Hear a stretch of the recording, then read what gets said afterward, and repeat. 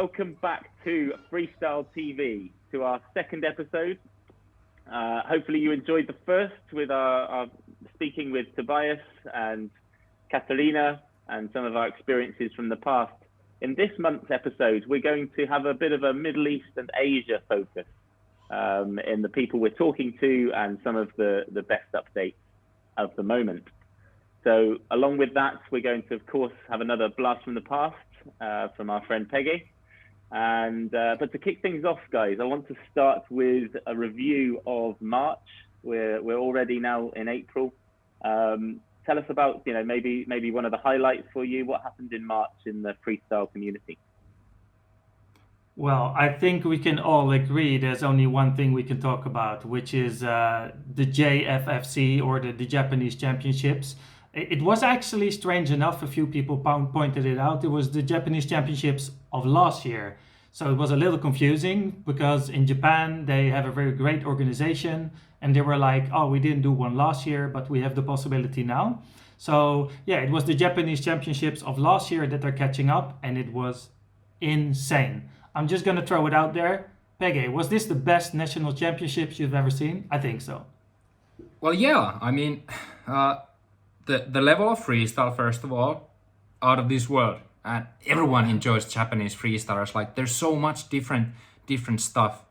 But before I forget, I need to give a shout out of how it all was broadcasted to us, because it was so good, man. Like, every battle, all the angles, how it even started with the, they're filming the DJ playing that good funky music. I didn't miss anything. And they had the top camera, filming some of the tricks. It was so good, man. I loved every bit of it. Yeah, you can also felt that everyone was getting excited. People were like, it's 6 a.m., but I don't care. I'm going to watch it. And so big shout out, as you said, to the organizers, like especially, Yosuke of Ballbeat Crew and JFFC. It was like a prime example of how to capture such an event. So it's insane. Yeah, I mean, for the future Super Bowls and Red Bull Street Styles, that set the standard of what I think the battle should be, recorded or broadcasted with. Huge statements. I love it. And certainly the feedback we've had as a result has been amazing, like you said. So I don't think you're far off. Let's stick with it. Everyone has got to look at the JFFC as the standard now for nationals, and that's the purpose. So we'll hopefully see more events like that, and the style, right? I think that for so many years now, the Japanese have been at the top of the game globally with their own unique styles, and that's maybe controversial for some people who are used to seeing maybe the European way or the Latin American way, which is a lot more lowers focus, should we say, if you wanted to quickly classify it. But I mean, the Japanese need their own stage now, really. The size of the community there, they need their own events, and everyone will be there. Yeah, and it wasn't just a men's competition. They had, for the first time ever, as far as I know, also a female competition and an under 16 kids competition. And the level of the kids, oh my God. Did you see Shun P? He's the son of the legendary old school Japanese freestyler Joe G. He did a backflip catch. He's like 13 or 14. It's unbelievable. And they did tricks that I had never seen. I was like, oh my God, these kids, man. Yeah. But it actually, Dan Wood, nice that you brought up the style, because also the style of judging is different there. And this is what I learned from Daniël Rooseboom, because when I was watching the battles, my little judge was like, okay, this guy is gonna win.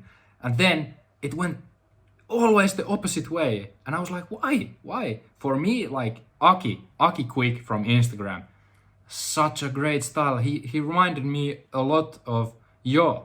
But I guess that's why, he lost the battles. He lost. Yeah, exactly. Yeah, I noticed this very clearly when I was flying over to Japan for the 2019 JFFC with Boot Michritz.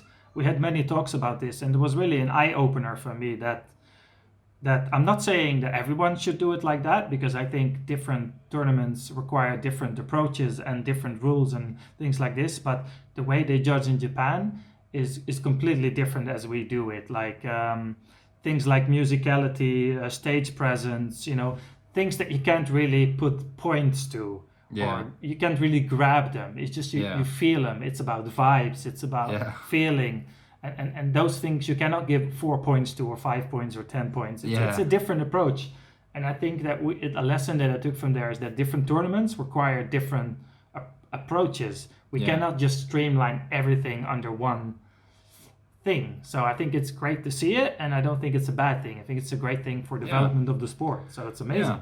Yeah, absolutely. And I also want to cherish like more different kind of tournaments with different kind of points of interest that they look in freestyle. But for me personally, I guess it's the European way, or Scandinavic way, or I don't know. But when I watch freestyle, the battles, I leave everything out except the tricks. You know, I focus purely on the tricks. I mean, musicality, it affects the tricks, but the tricks are for me the key to success. But there's a lot to learn, you know, from every competition. Yeah, well, but it's great. I mean, it's not a wrong thing. It's not a right thing. It's just there's different ways of doing it. Absolutely. But I really enjoyed it. It was so cool. Yeah. Did you watch it, Dan? Very cool. I saw snippets of it. I couldn't see the whole event, unfortunately. But yeah, unbelievable. Like you said, the vibe was the main thing that came across. That even through the camera, you could capture it in the way that they filmed it. Was phenomenal. So awesome. Well, I think that's a very clear winner then, and a great review of March. Okay, moving on next to our treasured Blast from the Past feature. PeGe, take it away. What have you got for us this month? Well, today I'm featuring the amazing Instagram page of FS History Legacy. Every freestyler should go follow this page, and he's done some research about LATV, and it's such a fundamental trick, you know, when you go 2 times around the ball. But I think not so many people know where it came from and who did it really for the first. But like last time, in freestyle, if you want to claim a trick, you have to be the first one to go out with the video of you doing the trick. And the first one to do so was Martijn Lemmens from the Netherlands. He posted the LATV in 2004 or 2003. I think the original video... 2004. I think the original video might not be in YouTube anymore, but if you want to see the first ever published LATV, go see FS History Legacy in Instagram. But the first ever person to land LATV was actually who else than Palle?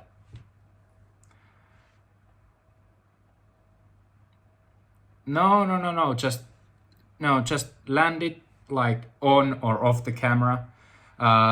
FS History Legacy is saying that Palle had landed it like maybe 3 or 4 times before this clip was posted in YouTube. But since the Dutch Martijn Lemmens was the first one to do so, his name has remained in the freestyle history trick book with the creator of Lemons Around the World. And that, guys, is the Blast from the Past. Love it. Thank you, PeGe. Nice. Yeah, it is true. Yeah, Palle told me about this when I first met him in like 2004, 2005. That he has also recorded it. He said it's recorded on a VHS tape, but I guess we'll never see it. So it's a nice history story. Yeah, I imagine how much worth that VHS would be this on 2021 if he would be found it. You know, I have a VHS with the first ever recorded Lemons Around the World, and it would be so perfect if there was some sort of timestamp also. But you know what people would do? They would say it's not clean because it probably won't be clean. Yeah, but if you go check out Martijn Lemmens' first recorded LATV, then that actually I have it here. Here it goes. Well, that is clean as a whistle. Like you can't get more clean LATV than that. Yeah, it's no jump even. Yeah, yeah. No jump LATV. Awesome. Cool. This is great. Look forward to our next update next month. Thanks, PeGe. Okay, and in this next feature for Freestyle TV, we are honored to be joined by the wonderful Hosna from Iran, the Iranian champion in freestyle football. Hosna, how are you today? Welcome and thank you for being here. Thank you. I'm really good and I'm happy to join with you. Amazing. No, we really appreciate your time. And first of all, I just want to kick things off. I know Daniel and PeGe have some questions for you. But we were, first of all, so inspired to see you burst, like you literally burst into the scene. I think maybe 3 years ago, we saw your first videos. And I think it was about 4 years ago. 4 years ago, there we go. Yes. Well, last year was non-existent, right? So 2020 didn't happen. So yeah. Anyway, it was amazing. It's always good to see more females into the freestyle community, but on top of that, in your country, I know a few female freestylers, and yeah. So thank you for being part of the community and keep going. But I'm going to hand over to Daniel, who wants to learn more. Hi Hosna, good to finally talk to you. My first question is, so tell me, how did you got started with freestyle? I was injured when I was 18 and I have a surgery, and I used to play football and I live football, and then I come and I understand that there is a field that they play with ball, and it's a really lovely field, I think. And I come to freestyle, I started, and I think it's really amazing. Did you saw like a man freestyling and then he said, oh, come train with me, or how did it go? No. I watched the video and I think that it's really amazing. Yeah. I must start it, yes. And then I started alone. Okay. So you didn't have anybody in your neighborhood? No. And nobody in my country knows that I start freestyle and doing it. Yeah, so you started by yourself. And how many girls are active right now in Iran? I think in Iran is a lot of girls that do this. Cause I went to program in TV on TV, and they saw it, watch it, and they started. A lot of girls now in Iran active in this field. Oh, nice. And does it feel like the man scene is accepting the girls into the freestyle community? At first, it was not acceptable for everyone, but now that's okay for everyone. I think also because you show a good level now, so they're probably like, hey, wait, they can do it too. Maybe. Yeah. So think you're still the best freestyler in Iran now? Or some other girls are good too? No. I think some other girls are really good, and I'm not the best. It's not about being the best, maybe. It's just about having fun. Yes. Every time it will be change. Nice. So, okay. Yeah. First of all, what is your favorite trick? I don't know this name, but I love a trick that I do it myself, that I hold the ball in beside my foot, and like this, it's my foot and I do it. Maybe something like clipper. Yes. Yeah. And yes. or slap, when you... No, it's not a slap. Okay. I think I know the one where you stall it. So like that is so amazing. Yes, I love stall. It's a clipper stall. She can clipper stall it on the floor. That's amazing, that one. Yeah, okay, cool. So How do you practice freestyle? How do I practice? It's about the way or how many times I do it. Well, both. The way I really love to train every day. I go out and train every day, and it's really important for me that go out and train, and it called me. Really, it called me, and I go out and change my clothes and warm up and do freestyle. And I think a lot for my tricks. I think that what can I do to do my best and do my best tricks and develop them. Yes. Right. Do you have any trick that you came up with yourself? I don't know, but I try it. Yes. Yes. Nice. It's also hard because there's so many freestylers. Everybody is trying to. Yes. Yes. You want to say anything, Dan?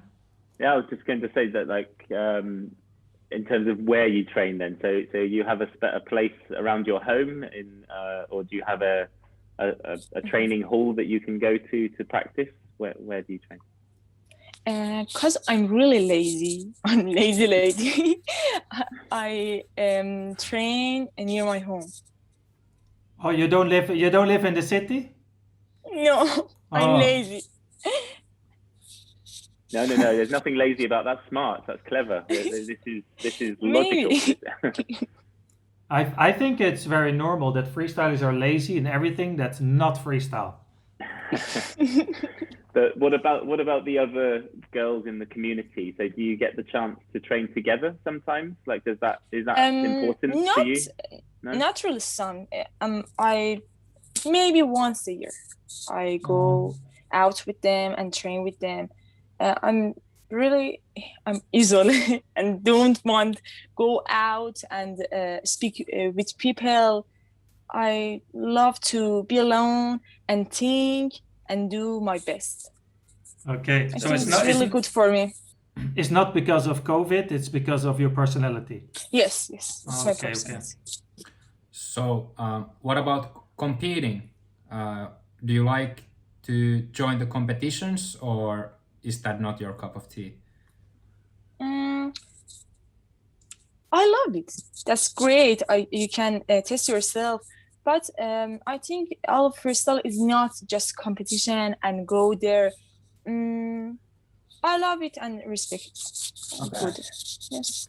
So are you gonna join the Red Bull Street Style 2021? I don't try hard for this, but I love it. Yes. Okay. But I don't try. Okay. Maybe Super Bowl next year. Yes. Will be nice. I really love Super Bowl, but because everyone are there and I can meet everyone. Yes, yeah. Super Bowl is more than a competition. It's basically more like a festival or a community like that. Yes. Yeah, you will love it.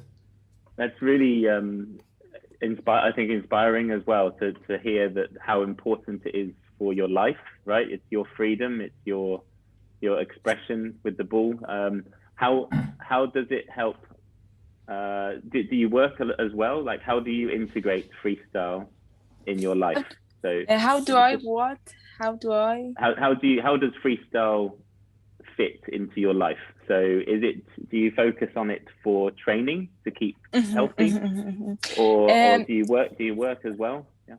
I think it called me. It's really helped me to be a good person.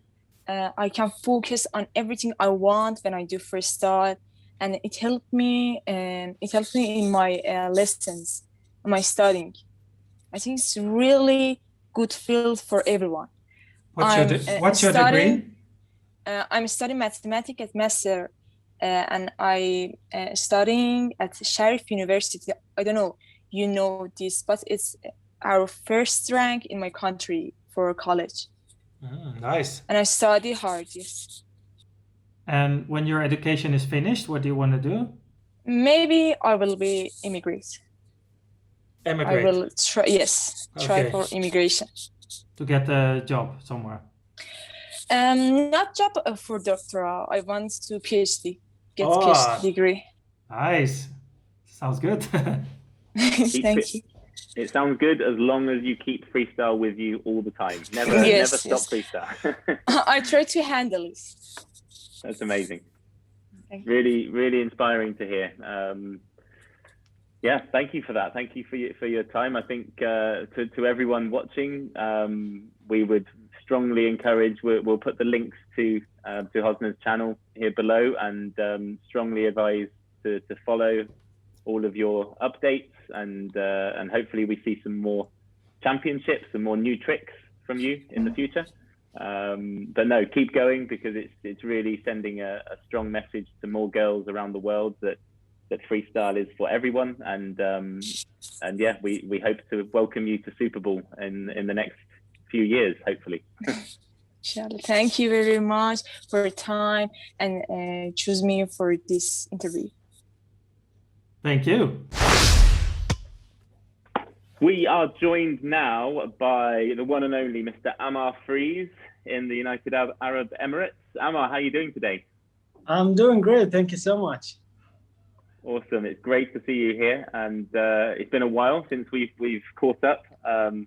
But yeah, we obviously wanted to invite you in to I guess educate the world on a bit of the history, especially in your part of the world, in the Middle East, which has been growing so much with the amount of freestylers. But you've been there pretty much from the start, right? You've been involved from the beginning. So maybe just to kick things off, could you tell us a bit about the beginning for you? How did you get into freestyle, and when did you get into freestyle?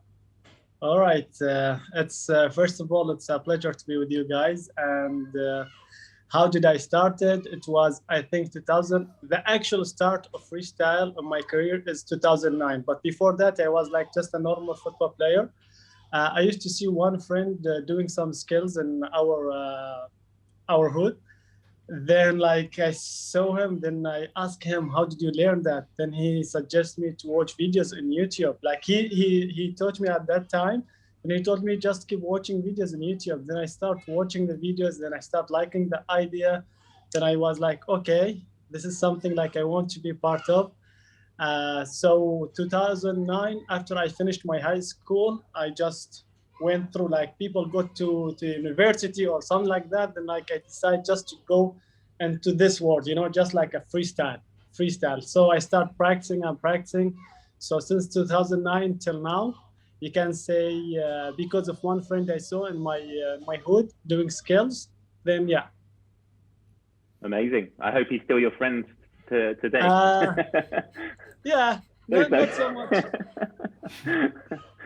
Awesome. Again, there's so many experiences that I've got, but I know the guys here have got some questions for you. I just want to again take this opportunity to remind, to reminisce about the first time we properly met. I guess was the Head and Shoulders tournaments across the whole MENA region, but in UAE. And I remember so clearly the finals. It was the GCC finals. And you were into the top 16, and it must have been the semi-finals, I think. I remember standing next to the stage with you, and you were the most nervous person I have still to this day that I've ever seen before you go onto a stage. And I was just like talking to you and trying to calm you down, and you went on and you won, and you were unbelievable on the stage, and you brought something so fresh that people hadn't seen, different blocks, different styles, and so anyway, do you remember those days, the competitions?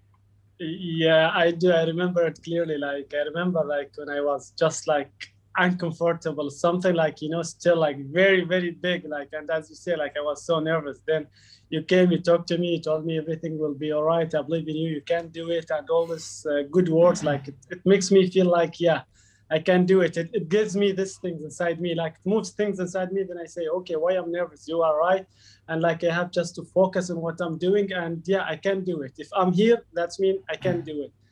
Then things goes well on stage, and I won it, and I came to you and I say thank you. You came and you congratulated me, and And yeah, everything was perfect at that time. Since that day, like I got the confidence, you know, especially with your words when you told me.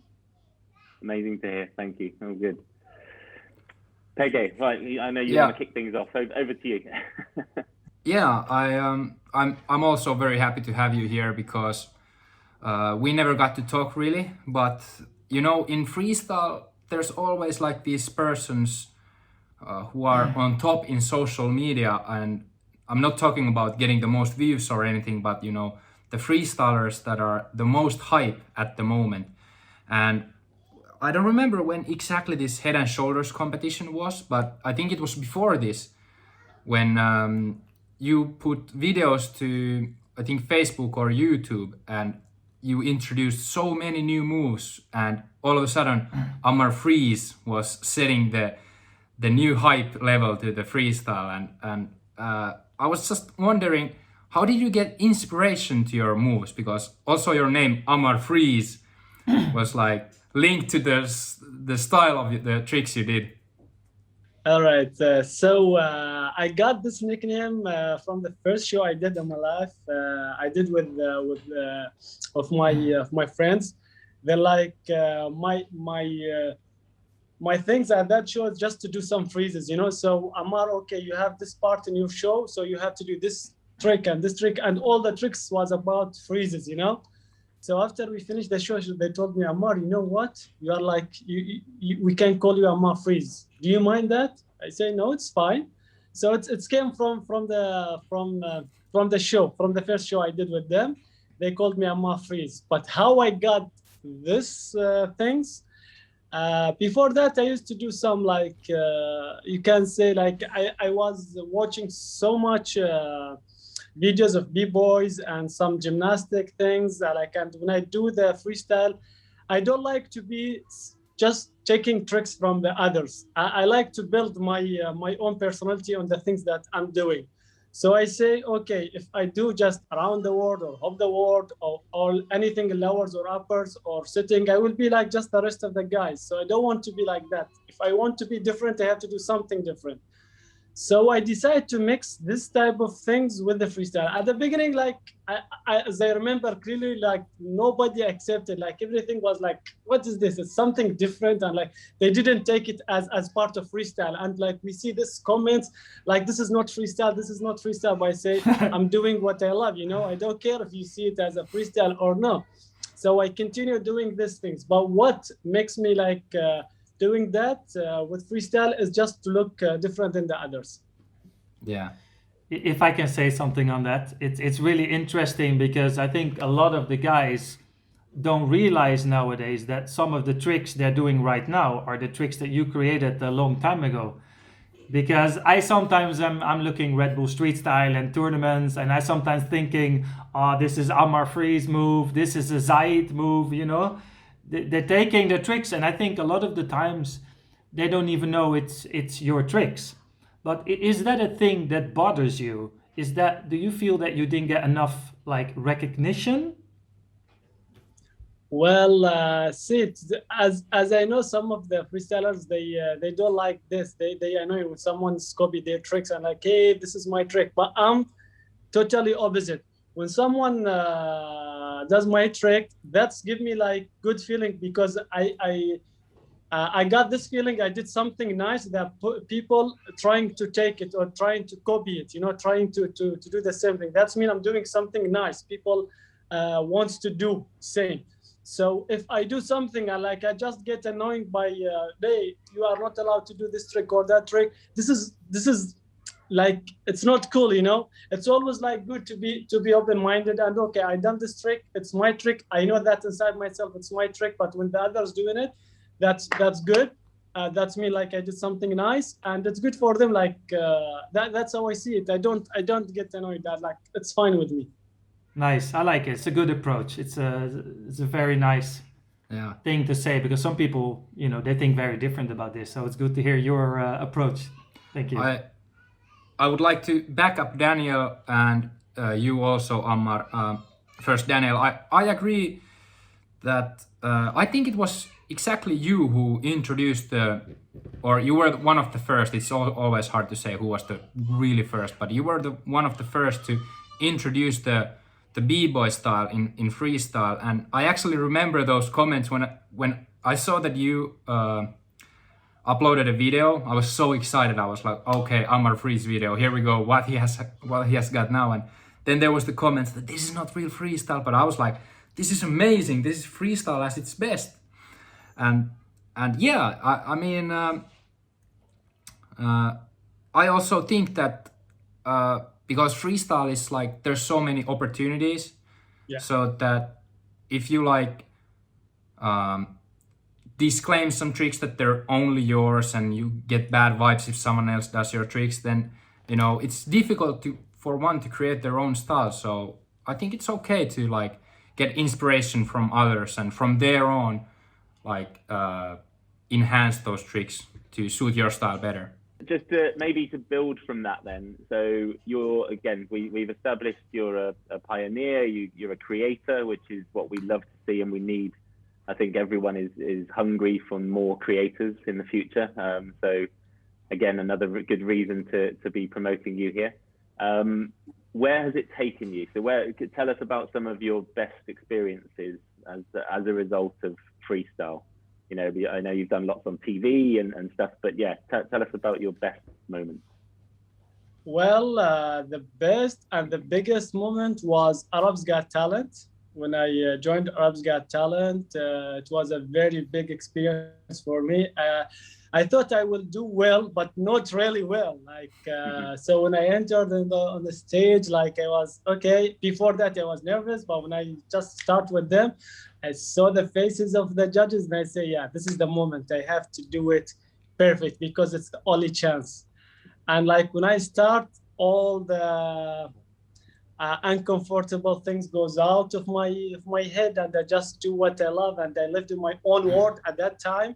And I did the show, and I got really positive comments from the judges.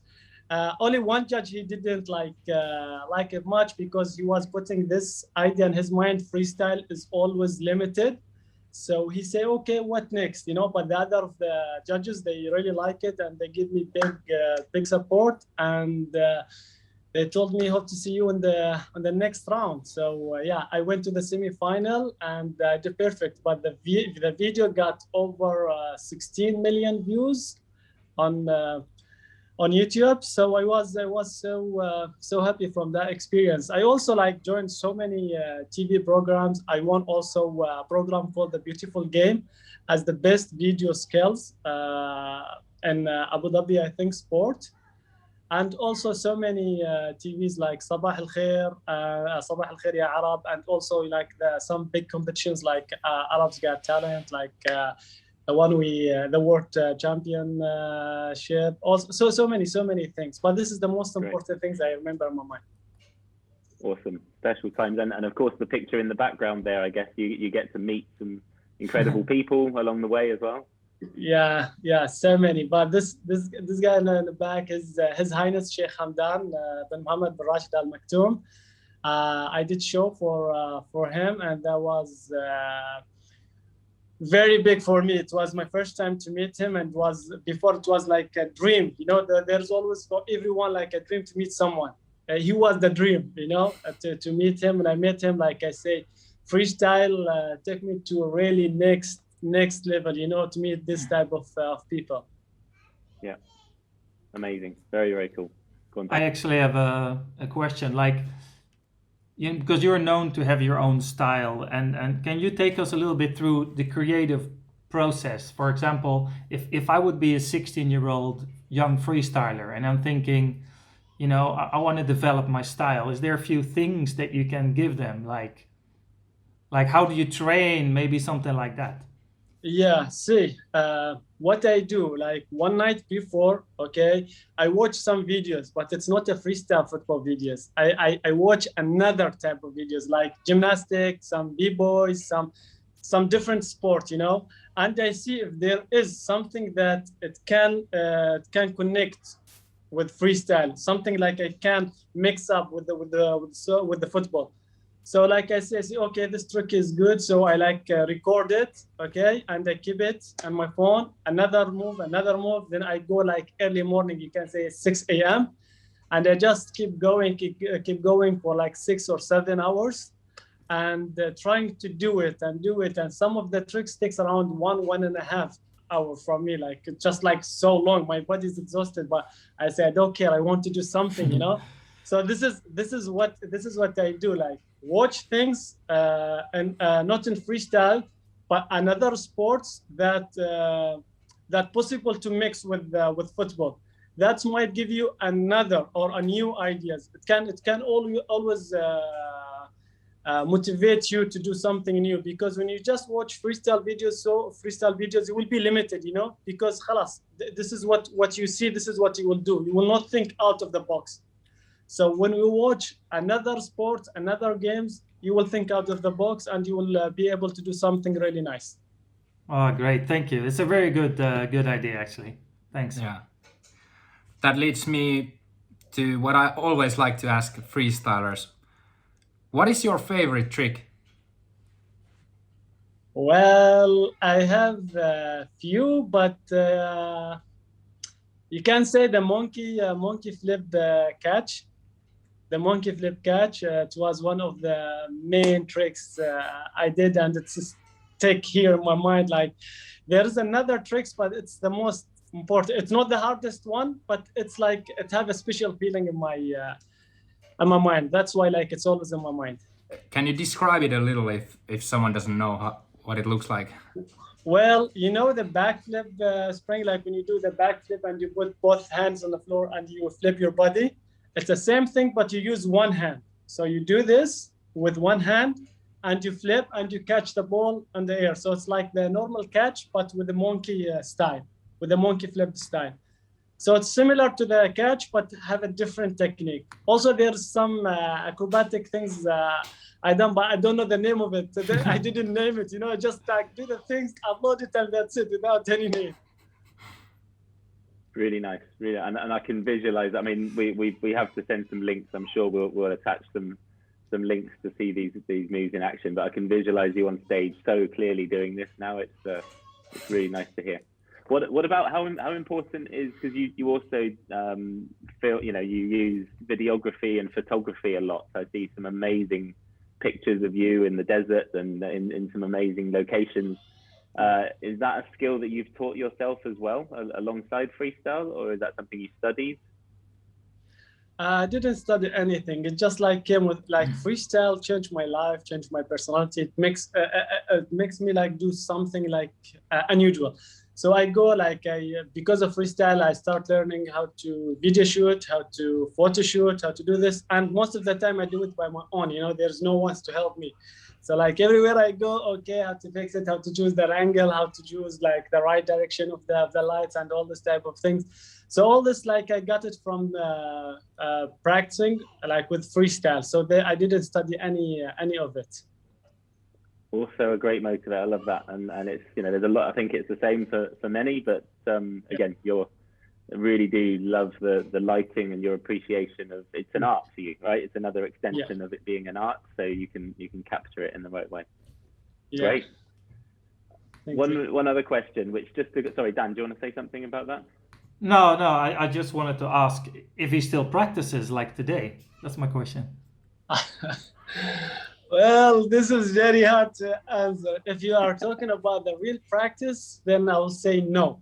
But if you are talking about the normal practice, which is like for 30 minutes, 1 hour, then yes. But it's not a real practice, just to keep the level, you know, to keep the flow, to keep your body always in a shape. Yes, I understand exactly, because this is how I do it as well. Like, I don't practice to improve, but I just practice to get the feeling.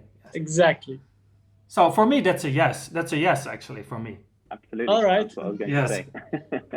Because, you know, nowadays everything is about improving and becoming the best. It's not about that. It's just about having fun with the ball, and so for me, it's a definite yes. That's right, because as I see from some freestylers, when they are practicing to win. They are practicing to get shows, and when they don't get this, they don't have this motivation. You know, they just like, why I'm doing freestyle, I don't want to do it, especially when they are losing, especially when they are not getting shows to get money, you know. So they are not doing it. If you do this sport for yourself, like to feel it, to enjoy your time with it, then you will going till the end of it. But if you are doing it for a reason like money or what's the other thing?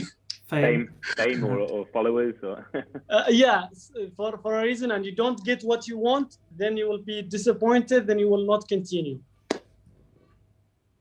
So much motivation coming out of this. I don't know if we expected that, but this is awesome, and hopefully there's people watching that can take more inspiration from you. Linked to that, there's one more question, which I guess to start with may sound quite negative, but you're again a fantastic ambassador and person for this, I believe. So we often find struggles with people who struggle to travel, who struggle to have the opportunities. You know, they're frustrated. They want to compete overseas. They want to, but because of political reasons, let's say, in your instance, your passport, it's obviously restricted you in so. I mean, again, we've tried to get you to so many events, and there's always some problem, right? Unfortunately, that's out of all of our control.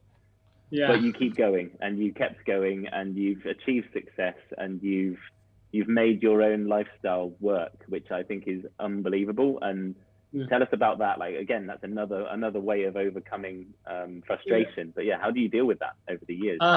Well, I always think like that. There's always light at the end of the tunnel, you know. So what I mean is, when I want to travel, when I get shows outside of the country, when I have like events I want to go outside or I get invited, I cannot because of some reasons. You can say the nationality thing, so it's quite hard to get a visa. So this didn't actually stop me because, as I told you, like it's not the end of the world, you know. Okay, things doesn't happen well, but I'm not doing freestyle to travel or to attend events or to do these things. I'm doing this sport for myself. So if I get these things, then it's plus. But if I don't do it, I will just continue. You know, it's normal. It's not the end of the world. Just like Ammar, just keep going. Yeah, sometimes I get a little bit disappointed because I want to be part of this event or this competition. But like after I sit with myself for a few seconds or few minutes, I realized, okay, that's it. Let me get my ball and let me just start practicing and just remove all this negative things from my mind. Fantastic. Really, really powerful and very important, I think, because again, it's with everyone changing countries all the time, more and more, you know, in the past 5-6 years, we see it so often people are studying in different countries and it gets challenging for a lot. And we have a lot of upset freestylers who get that frustration. So take note and follow this man if you're watching. Yeah, definitely. Thank you. Amazing. Cool. Guys, anything else that you want to cover whilst we've got Ammar's time here, Dan? No, I just want to say what's next? What are your plans for the near future? Because you just told me that you're a father now, you have a family. Like, what does Father Ammar do? Nothing. I just go to work, trying to work hard. What do you work with? Well, my work is quite different. So you can say a coach, but in optical, I think you call it in English. So which is like if there's a wall, how to jump through the wall, how to climb the rope, how to do this type of things. So it's type of, because I work in a government side. Okay, so it's like, you can say that. By the way, now it's way easier for me to travel. Before it was hard, but now it's easy because of my job. Yeah. So this type of work I do, and plus sometimes like I go to some random places trying to coach the kids, like to teach them how to do freestyle. So like I have a group of maybe 10. Like I'm doing it now for free, just to try to to share my experience with the kids, try to teach them, try to get the new generation here in UAE. So trying to build some new generation in Dubai or in UAE, because now the number of freestylers here in UAE is very, very, very low. So trying to build it again. Great, thank you. You're welcome. That's it for me. Okay, Yeah. any final words? No, this has been awesome, Ammar. Thank you so much for your time and the cool stories. I'm really happy. Thank you so much. Thank you. Okay, stay safe, my friends. Everyone, again, please check out the links below. Please follow Ammar. He's still updating very regularly his channels with some amazing content, and we hope to see you soon, Ammar, at an event or a project, hopefully in the Middle East, and get you involved. Sure. Thank you so much. I really appreciate it. Thank you. Ciao.